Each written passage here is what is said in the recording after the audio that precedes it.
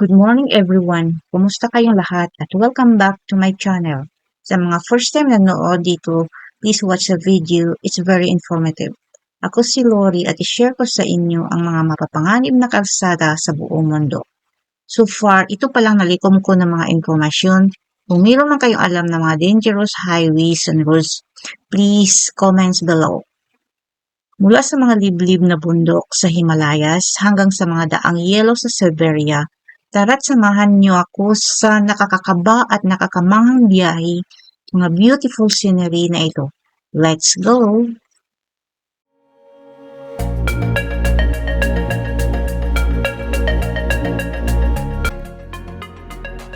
Ang Kabul-Jalalabad Highway sa Afghanistan ay isang mapanganib na kalsada sa buong mundo na madalas may aksidente at pagkamatay dahil sa mga banggaan at pagsabog at pagdukot ng mga miyembro ng Taliban.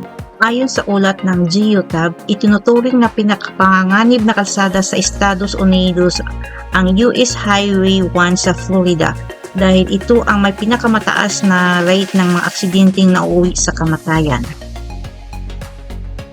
Next, Jojila Pass in India na may mahigit 9 na kilometro at matatagpuan sa 11,500 talampakan mula sa antas ng karagatan at nag-uugnay sa Ladakh at Kashmir. Ang kalsadang ito ay angkop lamang para sa mga sasakyang pang-off-road dahil sa di pantay na kalsada at sa mga buwan ng malamig ito ay magiging mas delikado dahil sa malakas na hangin at snow at ulan.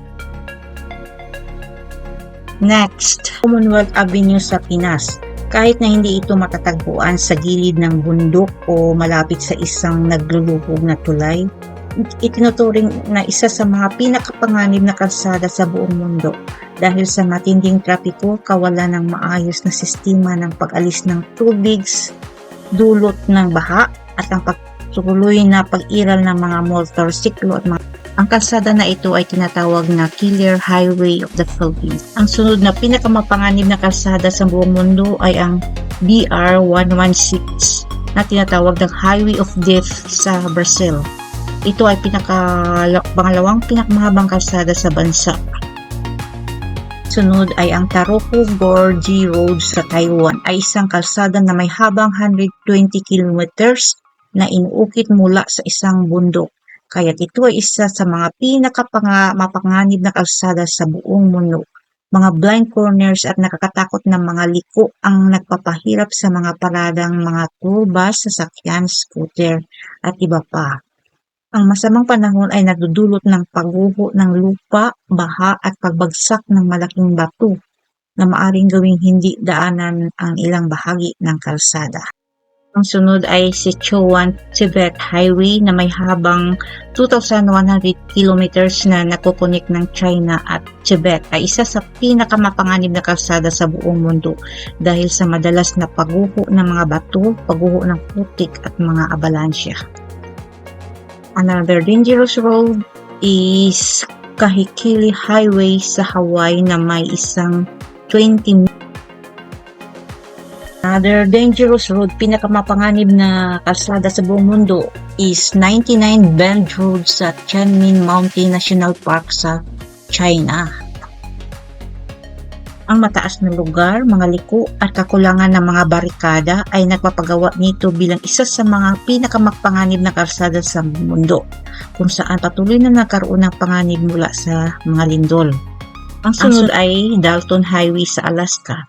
Ito ay tinuturing na mapanganib at malayo isolated na kalsada. Ang Dalton Highway ay dumaraan sa mga liblib at isoladong lugar sa Alaska na kulang sa akses sa mga serbisyo, pasilidad sa medisina at mga tuluyan. And passing through wilderness areas pose a risk of wildlife collision with moose, caribou, bears, and wolves that can lead to severe accident. Next is ang Atlantic Road sa Norway ay isang napakagandang kalsadang kustal ngunit mapanganib dahil sa matirik na mga liko at putol-putol na na daan. Itong sunod, Bolivia, matirik ang dito sa bundok din. Itong tinatawag na North Yungas Highway sa Bolivia.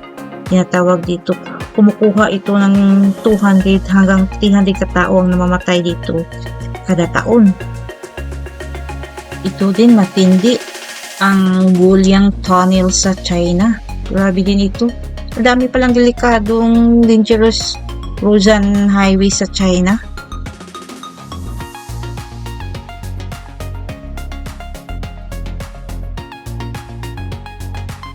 Next is Karakoram Highway. This is a highway or road between Pakistan and China.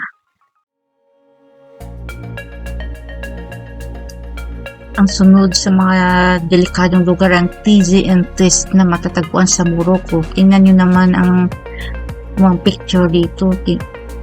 Paliko-liko ng kalsada.